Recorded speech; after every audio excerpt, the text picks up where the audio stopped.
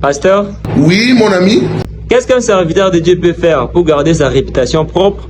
Il n'a rien à faire, il doit prêcher la parole de Dieu, il doit vivre la parole de Dieu. Mais je voudrais que tu saches quelque chose. Dans ce monde où nous vivons, il y a plein de méchanceté, plein de jalousie, plein de haine. Quelqu'un peut voir comment un homme de Dieu est en train d'évoluer, il développe la jalousie, la haine, il paye l'argent à une autre personne, même à un journaliste, pour chercher à détruire la réputation de ces derniers. Mon ami, tous ceux qui se disent sur les serviteurs de Dieu ne sont pas tous vrais. Toutes les vidéos de scandales où vous voyez le visage des hommes de Dieu à l'intérieur ne sont pas toutes vraies. Et vous devez savoir qu'un homme de Dieu, c'est un combattant, c'est un soldat de Christ. Le diable qui est son ennemi va aussi envoyer ses agents, ses acolytes qui viendront pour chercher aussi à détruire la réputation des serviteurs de Dieu.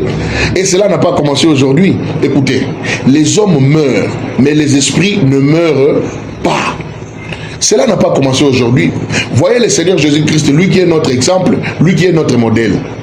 Depuis sa naissance, le diable lui a collé une mauvaise réputation et il a grandi avec une mauvaise réputation.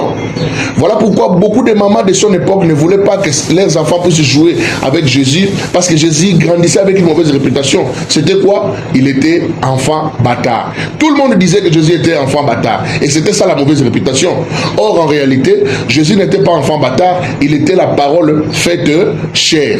Maintenant le même Jésus, quand tu l'as grandi, il est devenu un homme. Le diable a changé la chose. Ce n'était plus l'enfant bâtard, c'était maintenant devenu, il était un Belzéboul. Il disait qu'il était Belzéboul, ce qui signifie le chef des démons. Or en réalité, ce n'était pas ça. C'était Dieu dans la chair humaine.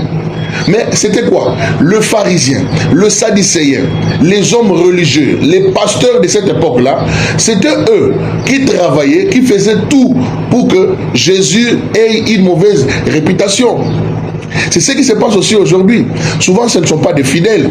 Souvent, ce ne sont pas des laïcs. Mais ce sont des hommes de Dieu qui sont jaloux des autres, de leurs frères, et qui sont en train de manipuler toutes ces choses simplement pour détruire la réputation de ces hommes de Dieu.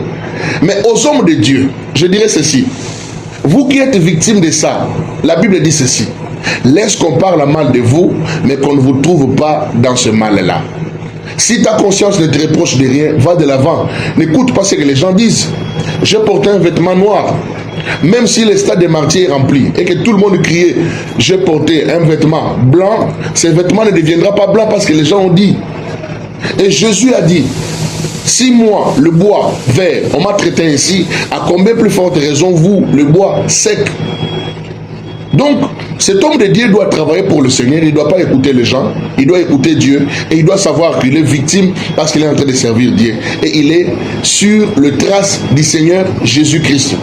Maintenant, à ceux-là qui détruisent la réputation des serviteurs de Dieu, je dirais ceci, la Bible dit, tout ce que l'homme aura semé, il le moissonnera. Et Dieu ne laissera jamais un péché impuni. Tout ce que vous faites, vous allez le payer. Dieu va vous le faire payer, il va donner les salaires que vous méritez. Vous voyez? Mais aux hommes de Dieu, ils doivent être remplis d'amour, remplis de courage et de continuer l'œuvre de Dieu. Aimons nous vivants et le Seigneur bénira l'Église. Shalom. Merci, pasteur. Merci mon ami.